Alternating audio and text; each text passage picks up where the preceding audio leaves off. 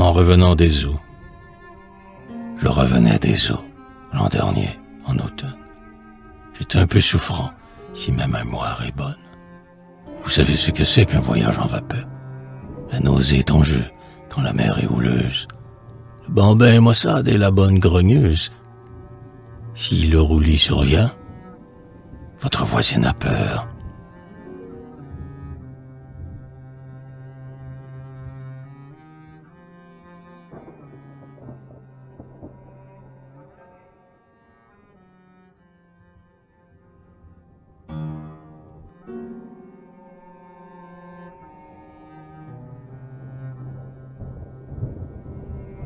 C'était un soir charmant, comme il fait en septembre.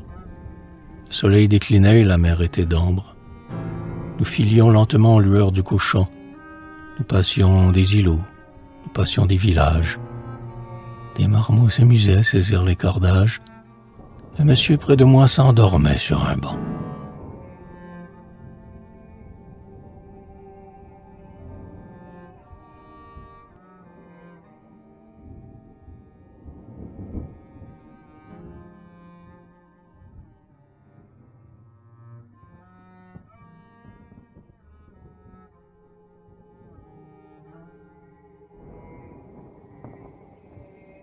Il faisait sur le pont une chaleur extrême.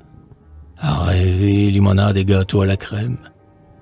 À ma gauche, une enfant feuilletait un roman. Chapeau tyrolien et simple polonaise. Mon voisin prétendait que c'était une Anglaise. À sa droite, un vieillard lui parlait gravement.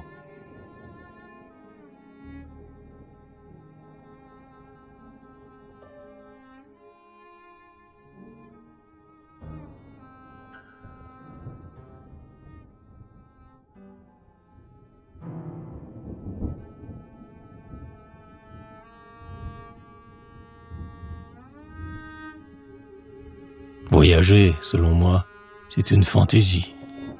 On rencontre toujours ce qu'à la comédie, on siffle volontiers, des types ennuyeux. Deux gaillards de 20 ans, en habit de collège, le mouchoir à la main et debout sur leur siège, saluaient leur clocher qu'ils dévoraient des yeux.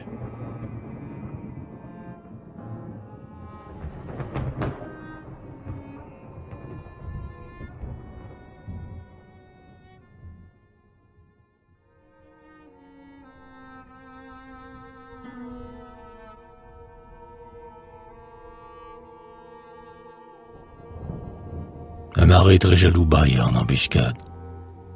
La dame de là-bas échangeait une œillade avec monsieur d'ici. Gros garçon trop heureux.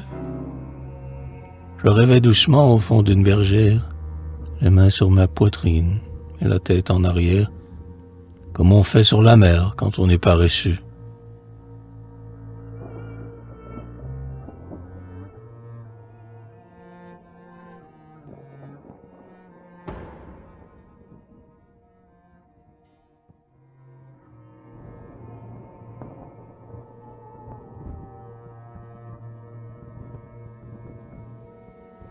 Ajoutez à cela que j'avais la migraine.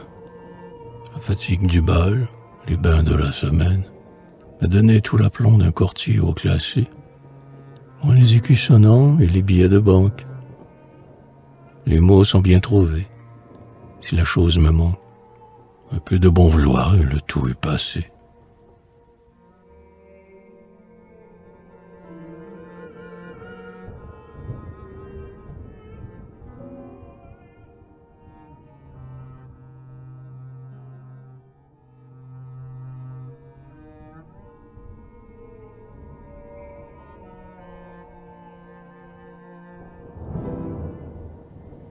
Nous longions Kakuna, l'heure du crépuscule. Le voyage assommant devenait ridicule. Quelqu'un s'était assis 2 fois sur mon chapeau. J'en étais fixé la jolie étrangère, l'enfant aux blonds cheveux qu'on disait d'Angleterre, qui lisait un roman dont j'ai parlé plus haut.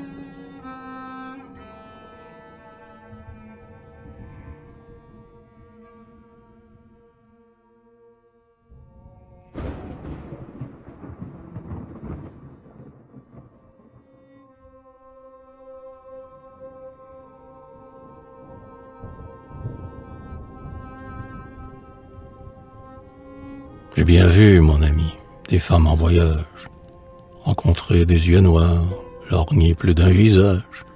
Je me suis arrêté devant bien des tableaux. J'aime les yeux profonds qui nous viennent d'Irlande. J'ai rêvé des regards découpés en amandes, mais jamais je n'ai vu deux yeux bleus aussi beaux.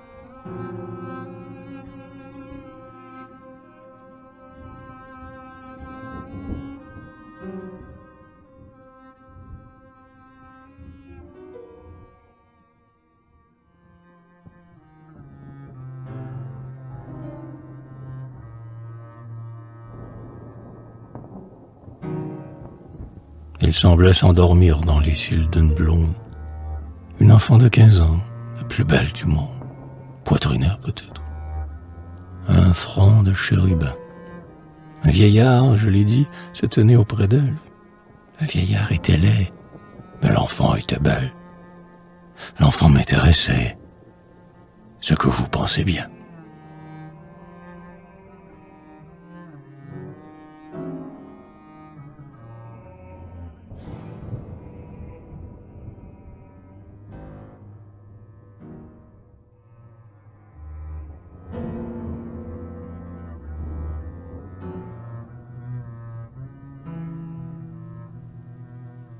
Le péché, je l'admets, ou plutôt, je l'explique.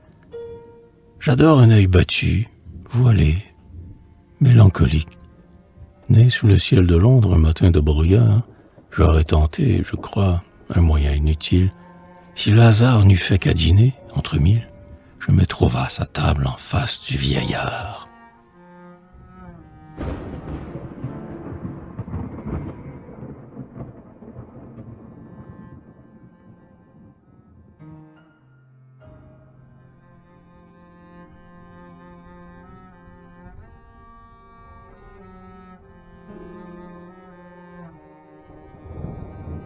C'était un pas de fait, moi qui rêvais conquête. Et pourtant, je restais les yeux sur mon assiette, honteux comme un enfant qu'on vient de quereller. 10 fois je voulus boire, mais mon verre était vide. De distrait que j'étais, je devenais stupide. Le moyen d'en sortir, c'était de lui parler.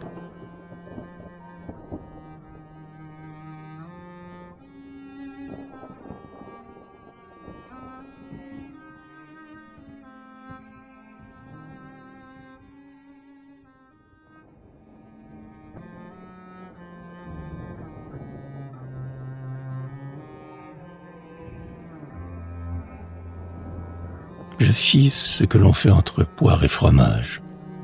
J'ai glissé quelques mots, je parlais du voyage. L'enfant m'a répondu qu'il avait été beau. Elle était ma voisine, et nous étions à table. Il était naturel et même fashionable que j'eusse un peu d'esprit, ayant été nigaud.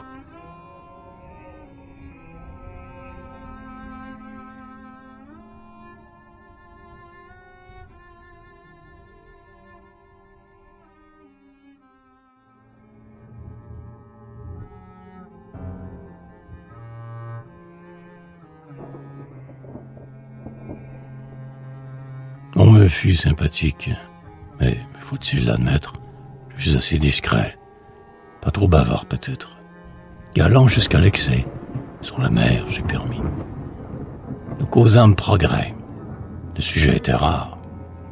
Le vieillard songea même à m'offrir un cigare. Il était évident que nous étions amis.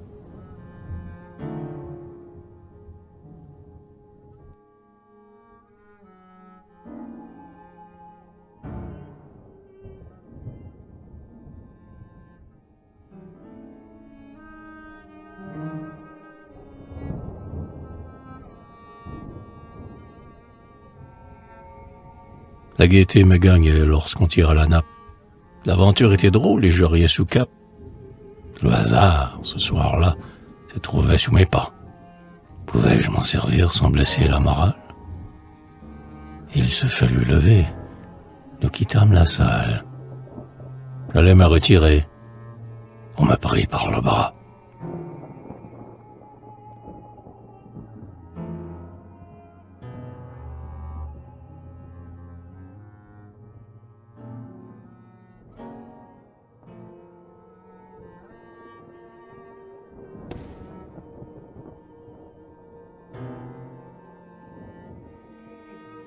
Nous vîmes sur le pont. Le temps changeait de note. Les dames s'en allaient ou mettaient leurs capotes. Le vent soufflait du nord et le fleuve était noir. Il faisait plus que nuit. Tout présageait l'orage. Des cris joyeux d'enfants nous venaient du rivage. Tout naturellement, nous devions nous asseoir.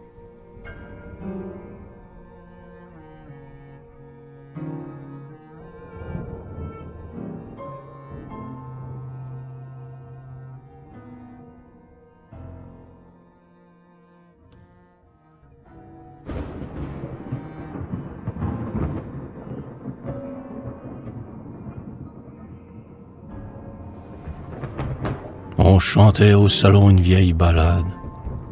On jetait un pourpoint sur les pieds d'un malade. Le vieillard nous quitta.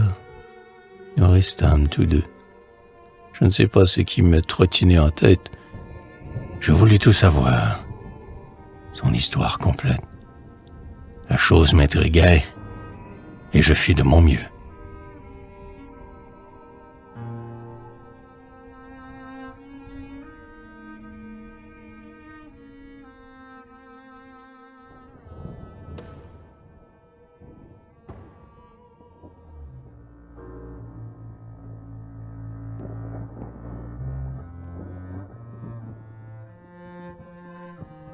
Son histoire était simple et je l'appris sans peine.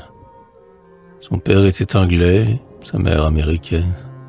Et tous deux étaient morts dans un pays lointain. Son oncle, le vieillard, l'aimait à la folie. Le monde était son bien et la terre sa patrie. Si le reste existait, elle n'en savait rien.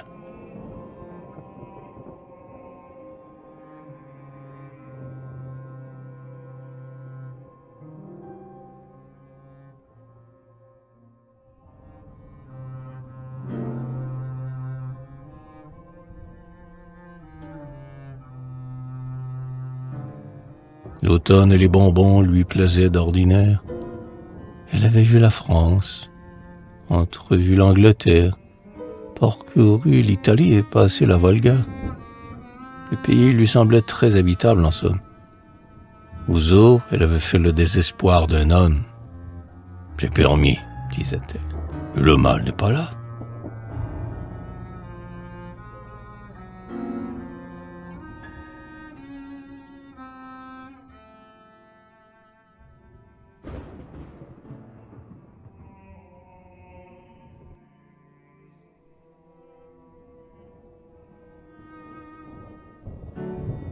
Elle adorait l'éveil. Je lui parlais musique. Un roman la charmait s'il était sympathique. Si Musset lui plaisait, c'est qu'elle aimait Byron. Elle avait vu Dumas, il y a 2 ans, à Vienne. Elle causait français comme une Parisienne. Son pays, l'Amérique, et son fleuve, l'Hudson.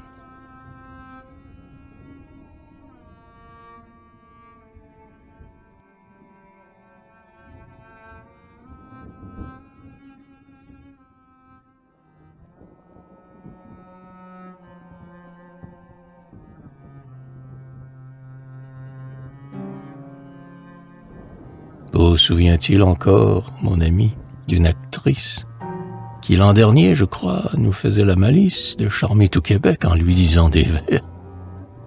Quelle voix douce et pure. Elle était sans emphase. Par terre était fou, vous étiez dans l'extase. Je faillis malgré vous applaudir de travers.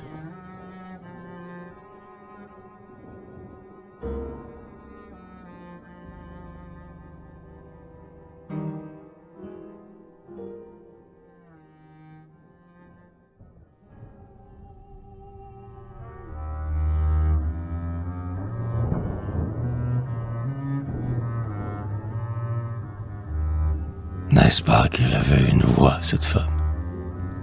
L'enfant la surpassait. Elle y mettait plus d'âme.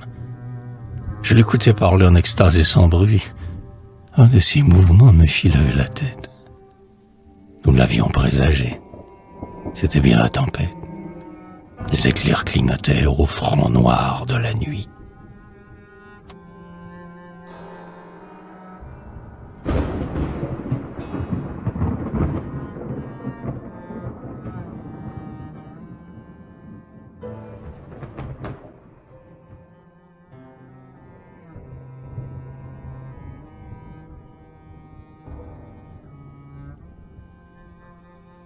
Le capitaine allait marchant sur la dunette.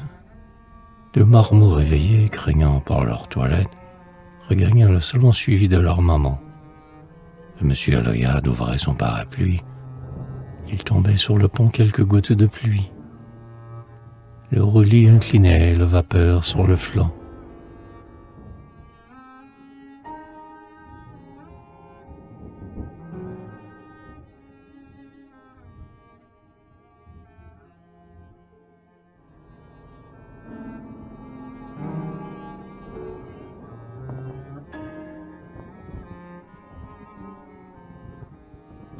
Tout ceci se faisait en moins d'une seconde.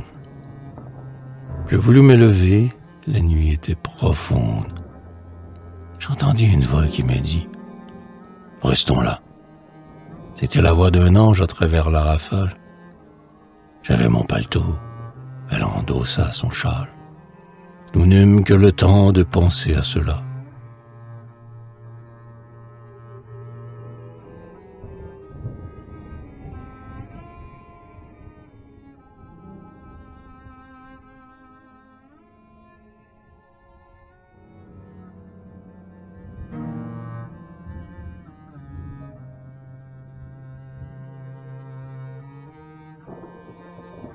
L'ouragan vint sur nous aussi prompt que la foudre. Je ruisselais de pluie. Il fallait me résoudre à rester auprès d'elle, appuyé sur le mât. Les pilotes hésitaient et songeaient dans la brume. Nos fauteuils chancelaient, le fleuve était d'écume. Il fut même un moment où la vapeur craqua.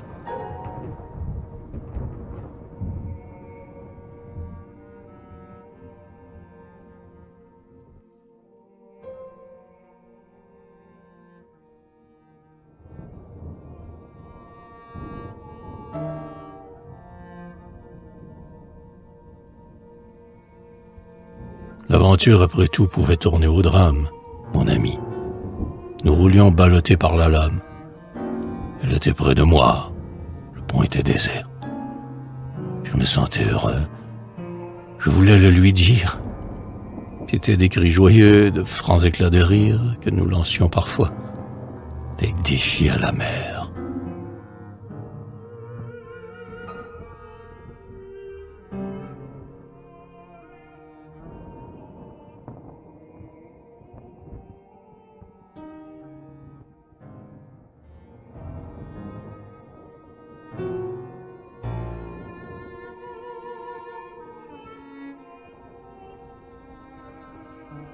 Il est de ces instants pleins de calme indicible, où l'âme se sent forte, où le cœur est paisible. Des instants de repos qu'on ne peut définir. Le flot peut rebondir sur le flot qui s'abîme.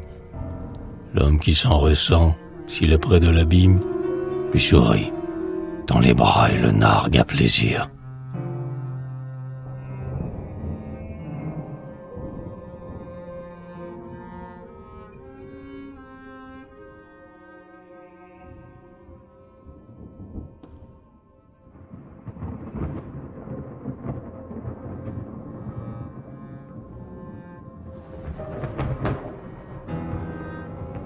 Nous restâmes, je crois, une heure entière, causant dans la tempête et riant du tonnerre.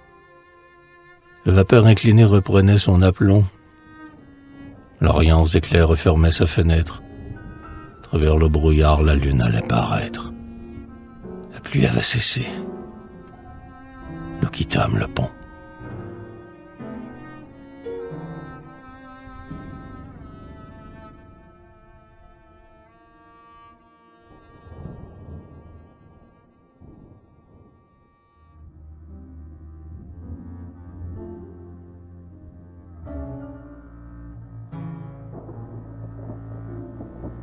Au salon, les bambins criaient à tue-tête. Le vieil oncle attendait en lisant la gazette. Mon paletot pleurait l'orage de la nuit. Il fallait le quitter ainsi que ma bottine. Je ne fus qu'un instant au fond de ma cabine. Je revins au salon. Mais tous deux avaient fui.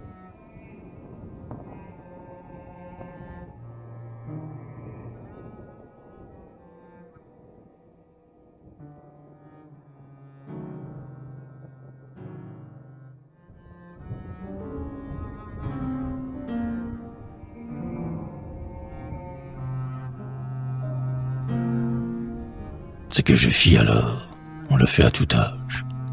Je courus sur le pont. Je rappelais l'orage. Je murmurais son nom, je ne sais plus pourquoi. La nuit, je la passais sans fermer ma paupière. Nous étions à Québec quand survint la lumière. Il me fallut descendre et sortir malgré moi.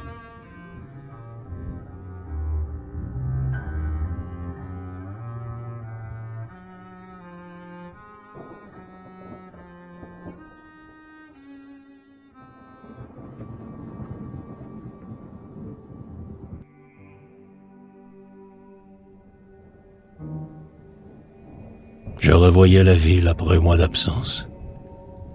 Ce qui m'attendait là, je le savais d'avance. Monsieur Fabre lui-même en était aux extraits. Mes amis étaient froids. Je courus à ma chambre. Ce ne fut, je crois bien, qu'à la fin de septembre que j'ouvris au soleil un coin de mes volets.